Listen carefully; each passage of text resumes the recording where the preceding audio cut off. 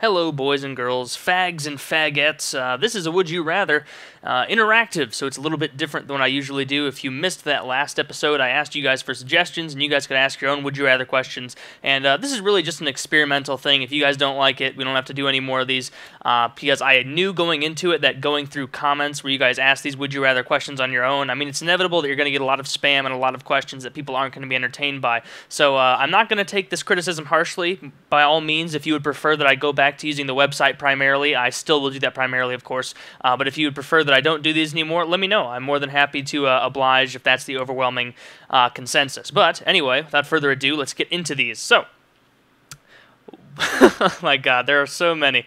Would you rather kill yourself by a shotgun to the head or be killed unknowingly by poison in your food?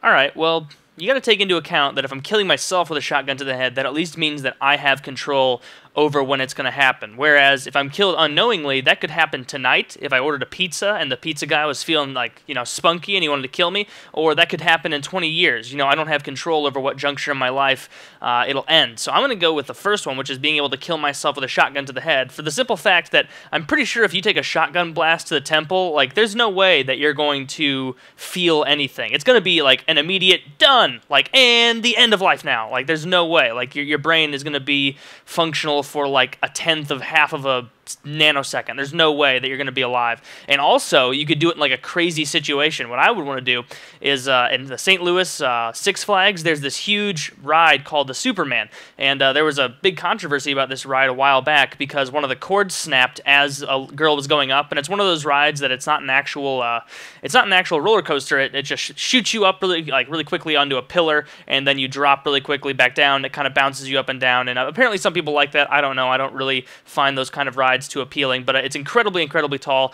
And the story goes that this girl dropped, and one of the big metal cords snapped off, and it cut off one of her feet.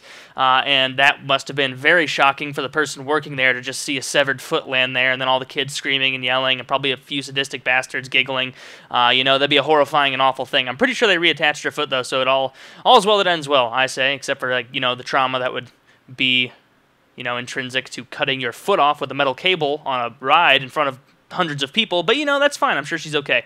But what I would want to do is I would want to go to the very top of that, not even in the ride, and just stand up there and then just blow my head off with a shotgun up there and make sure that I made a big scene about it, get all the news stations up there, and then I would just say something like really, really cryptic right before I died, like the vault is hidden, and then bam, my head's gone. Just all that brain matter just raining down on people. That'd be good. I think people would like that. Maybe I'd get a spot in the paper or something, maybe a bigger section for my obituary, like crazed lunatic shoots himself after talking about vault with thousands of gold scepters in it. I don't know. But that was a lot longer than I planned on going for that answer. Thank you, sir. Next one. Would you rather give birth to a unicorn, assuming you had a vagina and a penis, or chop your penis in half? Jesus Christ, so many of these have to do with hurting yourself for self-mutilation. I would have to say, giving birth to a unicorn, of course I would rather do that. What are the rules here? That's like saying, would you rather get in a fight with Gengar, the Pokemon? It's not a real thing, so I can just make shit up. All right, for my example, this is actually, I don't even have to give birth through the vagina that I apparently have in the context of this question. This is actually a very tiny microscopic unicorn. It actually just hangs out with the rest of my sperm, so it comes out of my regular pee hole. There we go, problem solved. Gave birth a million unicorns that way. Oh, man, you like that? You like that loophole in your question? Yeah, I got you. And if you would, no man will ever choose an option that's mutilating his penis. It could be shoot yourself in the forehead, or blind yourself with a pair of hot tongs, or cut off your penis. And they're like, well, guess I don't need to see that much, and they start rationalizing it. But anyway, that's a very creative question. Would you rather take it up the... Oh, Jesus Christ. Would you rather take it up the ass by Vin Diesel and The Rock at the same time, or go to prison for molesting a little kid, and do you have to drop the soap for a black guy every day for a month? Jesus, dude. This is, so awful. There's, I guess I would have to pick the first one because the second one entails that I'm a child molester. If that's part of the equation where in one of the options I have to be a child molester, that immediately just puts it off the table. There's no way. I guess I'm going to have to get to know Vin Diesel and The Rock. I'm sure they're really nice guys. We can go out for dinner afterward. It'll be a lot of fun. But anyway, next one. Would you rather heroin or cocaine? All right. I would have to say cocaine because heroin, it just seems like is just horribly, woefully detrimental, and cocaine, if anything from the 80s or 80s movies and media I've learned, is that it makes you awesome and gives you really successful jobs. I mean, look at Charlie Sheen. If I start doing coke, I'll be the head star of a mediocre TV show being paid inordinate amounts of money to make comments that aren't even vaguely funny or reminiscent of any humor whatsoever. So it looks like that is going to be the best option for me. So I'm going to go with cocaine. Would you rather be unable to speak or unable to hear? Definitely unable to hear because I could still train myself to read lips, and I could still read, obviously, so I could get messages that way. All the movies that I enjoy, I could watch with subtitles, although I'm sure that nobody would want to watch movies with me. Like every time I even suggest that I put subtitles in a movie or something, everyone around me just gets really irritated because I like to multitask while I'm doing movies, and if I just need to glance up to catch the dialogue, I'm fine with that. But apparently a lot of people really hate subtitles. I don't know why. And if you can't tell, I love speaking. I love crafting sentences, if you will, and telling stories and just being kind of ridiculous. And this is a lot of fun for me. Even if I stopped getting paid for this YouTube thing tomorrow, I guarantee I would still upload content. Probably not as regularly, to be honest, but I still would because this is a ton of fun for me. I really do enjoy this this medium of being able to project my ideas out there for all to see and for them to absorb as they see fit. And so I would definitely go with unable to hear. Would you rather wet the bed every time you sleep or quit video games forever? Honestly, if this is like a contingent, like if I can take this would you rather question at any juncture in time, I would definitely go for the bedwetting one because like until I'm married, I could like fashion a certain like sheet set and like waterproof bedding and shit where I could wet the bed every night and nobody would know. You know, I could do that until I'm like married or have a really serious girlfriend that's living with me. Like I can do that for sure. I just have to make sure that I'm not like, you know, going over to people's houses and stuff and falling asleep there and peeing all over the place. But if I could do that and just pee my pants for like the next 4 years every night, and then when I get in a serious relationship, I'm like, all right, no more video games now, and then I can, you know, stop peeing all the time, then that's what my option would be. But honestly, pee in the bed wouldn't be that bad every night. You know, I love my video games, but, you know, I'm just kidding. I really tried to rationalize that there and try and make a way for me to be able to play video games more, but the more I thought about it as I answered, there's just no way. There's no way. Every single night's sleep you ever got would be ruined because you'd be woken up by the fact that you were pissing all over yourself. Like, think about how demoralizing that would be as, like, an adult, waking up every night like, oh, God damn it, I pissed myself again! Like, no way. That'd be horrible. You'd feel like a ridiculous loser. Anyway.